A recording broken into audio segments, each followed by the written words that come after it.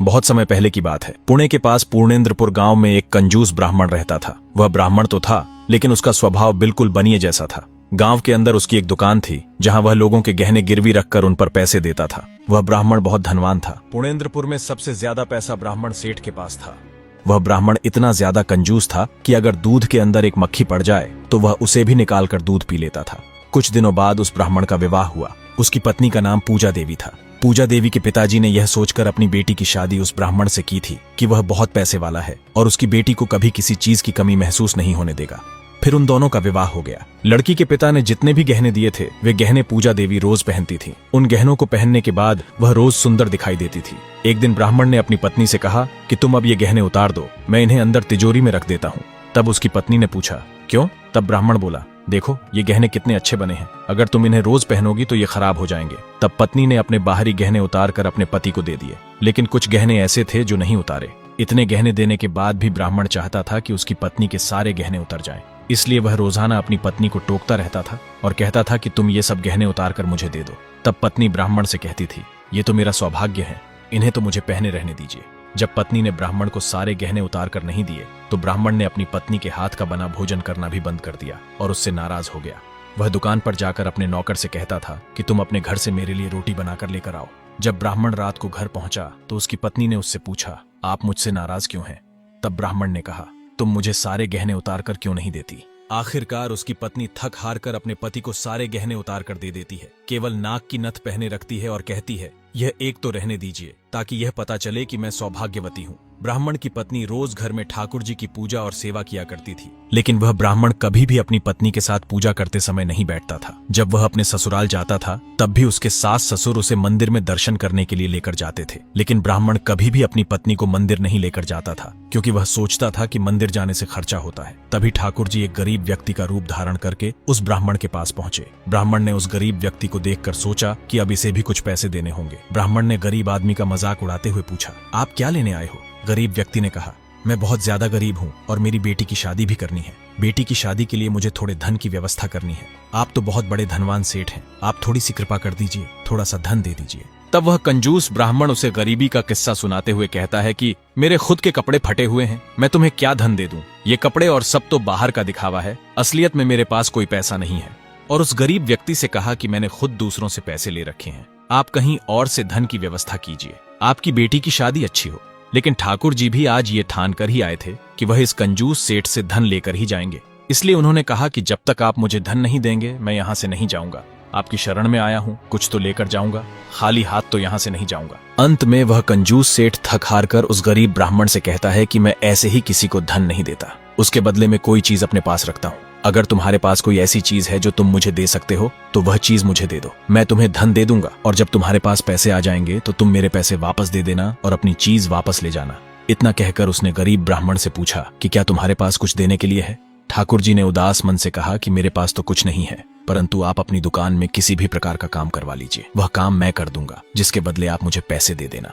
लेकिन सेठ ने साफ मना कर दिया कि मेरे पास काम करवाने के लिए नौकर है, और कहा कि अगर तुम्हारे पास कोई बहुमूल्य वस्तु है तो बस तुम मुझे वही दे दो, मैं तुम्हें उसके बदले धन दे दूंगा, इसके अलावा मुझसे इतना दान में नहीं किया जा सकता। तब ठाकुर जी ने कहा कि मेरे पास इस समय तो कोई बहुमूल्य चीज नहीं है, मैं अभी जाता हूँ और कहीं से कुछ चीज ढूंढ कर लेकर आता हूँ। इतना बोलकर ठाकुर जी वहाँ से गांव की तरफ चले गए और ठाकुर जी कंजूस ब्राह्मण के घर पहुंचे। वो रोते हुए घर के अंदर आवाज लगाने लगे और कहा कि घर के अंदर कोई है क्या? तब पूजा देवी घर के बाहर आई। पूजा देवी ने ठाकुर जी से पूछा कि आप रो क्यों रहे हो? तब ठाकुर जी ने पूजा देवी को सारी घटना बताई और कहा कि मेरी एक छोटी सी बिटिया है जिसकी शादी के लिए मुझे थोड़े धन की व्यवस्था करनी है। बहुत लोगों से धन देने के लिए कहा, लेकिन किसी ने भी मुझे 1 रुपया तक का दान नहीं दिया और अब मैं थक हार कर तुम्हारे पास आया हूँ। अब तुम ही मेरा ये काम कर सकती हो। अगर तुमने मुझे दान नहीं दिया तो मैं अपने घर नहीं जाऊंगा और यहीं पर अपने प्राण त्याग दूंगा। ठाकुर जी की बात सुनकर पूजा देवी का हृदय पिघल गया। वह भी रोने लगी और बोली, महाराज अगर मेरे पास धन होता तो मैं अपना पूरा घर आपको दे देती, लेकिन मेरे पति बहुत कंजूस हैं, वे मुझे ठीक से गहने पहनने को भी नहीं देते। मेरे पास केवल यह सोने की नथ है, आप यही ले जाइए। पूजा देवी ने अपनी नाक की सोने की नथ उतारकर ठाकुर जी को दे दी। ठाकुर जी ने नथ लेकर पूजा देवी को धन्यवाद दिया और कहा, मैं इसे बहुत जल्द आपको लौटा दूंगा। इतना कहकर ठाकुर जी सेठ की दुकान की ओर चले गए। दुकान पर पहुंचकर उन्होंने सेठ से कहा, यह एक अमूल्य वस्तु है, इसके बदले मुझे कुछ धन दे दो। सेठ ने जैसे ही सोने की नथ अपने हाथ में ली वह चौंक गया। उसने तुरंत पूछा, यह नथ तुम कहां से लाए हो? गरीब ब्राह्मण बोला, इससे आपको क्या मतलब? आप मुझे इसके पैसे दीजिए। सेठ ने बिना कुछ कहे नथ को अपनी तिजोरी में रख लिया और उसके बदले गरीब ब्राह्मण को धन दे दिया। पैसे लेकर ब्राह्मण बोला, आप मुझसे पूछ रहे थे ना कि ये नथ कहाँ से आई है, इसका उत्तर आपको घर जाकर मिल जाएगा।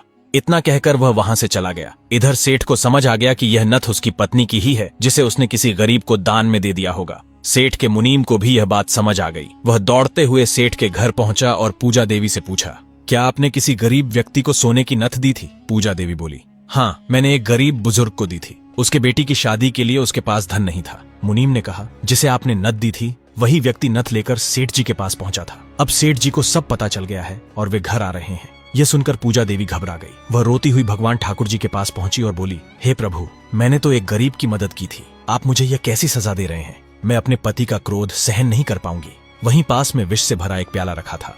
पूजा देवी ने कांपते हाथों से उसे उठाया और बोली, अगर मेरे भाग्य में यही लिखा है तो मैं यह विष पी लूंगी। जैसे ही वह विष पीने लगी तभी अचानक उसकी नाक की नथ ऊपर से गिरकर उसी प्याले में जा गिरी। पत्नी ने तुरंत हाथ डालकर उस नथ को बाहर निकाल लिया। इतने में ही उसका कंजूस पति गुस्से में घर के अंदर आ गया। पत्नी ने डरते हुए पूछा, क्या बात है, आप इतने क्रोधित क्यों हैं? ब्राह्मण बोला, आज मुझे बहुत गुस्सा आ रहा है। ये बताओ, तुमने मुझसे पूछे बिना किसी को दान क्यों दिया? फिर उसने कहा, तुम्हारे पास जो नाक की नथ थी वह कहाँ है, मुझे अभी दिखाओ। पत्नी ने अपना हाथ आगे बढ़ाया और कहा, यह रही मेरी नथ। पत्नी के हाथ में नथ देखकर ब्राह्मण हैरान रह गया। वह मन ही मन सोचने लगा, यह नथ तो मैंने अपनी दुकान की तिजोरी में रखी थी, यह यहाँ कैसे आ गई? उसने पत्नी से पूछा, यह नथ तुम्हारे पास कैसे आई? इसे तो मैंने तिजोरी में रखा था और उसकी चाबी मेरे पास है। फिर वह बोला, तुम यहीं रुको, मैं अभी दुकान जाकर देखता हूँ। वह नथ को अपने साथ लेकर दुकान गया और तिजोरी खोली। तिजोरी में नथ थी ही नहीं। यह देखकर ब्राह्मण के पैरों तले जमीन खिसक गई। उसे यकीन ही नहीं हो रहा था कि यह सच है। वह घबराया हुआ वापस घर दौड़कर आया और पत्नी से बोला, मुझे सच्चाई बता दो, मैं तुम्हें कुछ नहीं कहूंगा। पत्नी ने डरते डरते कहा, एक दिन एक गरीब ब्राह्मण हमारे घर आया था। वह बहुत दुबला पतला था और फटे पुराने कपड़े पहने हुए था। मैंने उसे यह नथ दान में दे दी थी। ब्राह्मण बोला, क्या वही गरीब आदमी था? पत्नी ने कहा, हाँ वही। तब ब्राह्मण ने कहा, उसने मुझसे पैसे लिए थे और बदले में मुझे यही नथ दी थी। मैंने उसे तिजोरी में रख दिया था, लेकिन अब वहाँ नथ नहीं है। तब पत्नी ने पूरी बात बताई और कहा,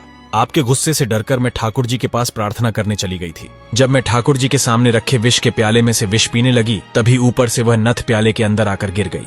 पत्नी ने कहा, वह गरीब ब्राह्मण कोई और नहीं, हमारे ठाकुर जी ही थे। वे हमारी परीक्षा लेने आए थे। मैं रोज पूजा करती हूँ और दान करना चाहती हूँ, लेकिन आप कभी दान नहीं करने देते, इसलिए भगवान खुद हमारे पास कमाई का हिस्सा दान के लिए लेने आए। यह सुनकर ब्राह्मण की आंखों में आंसू आ गए। उसे अपने किए पर बहुत पछतावा हुआ। वह बोला, खुद ठाकुर जी मेरी दुकान पर आए और मैं उन्हें पहचान नहीं पाया। मैंने उनसे पैसे मांग लिए, दान नहीं दिया। इसके बाद सेठ जी ने अपनी दुकान और घर बेच दिया। वे अपनी पत्नी के साथ भगवान के मंदिर पहुंचे और रो रो कर भगवान से माफी मांगने लगे। तो दोस्तों, आपको यह कहानी कैसी लगी कमेंट में जरूर बताइए। ऐसी ही कहानियां देखने के लिए चैनल को जल्दी से सब्सक्राइब करें और कंजूस सेठ जैसा व्यवहार कभी मत कीजिए। इस वीडियो को ज्यादा से ज्यादा लाइक और शेयर जरूर करें। जय सांवरिया सेठ।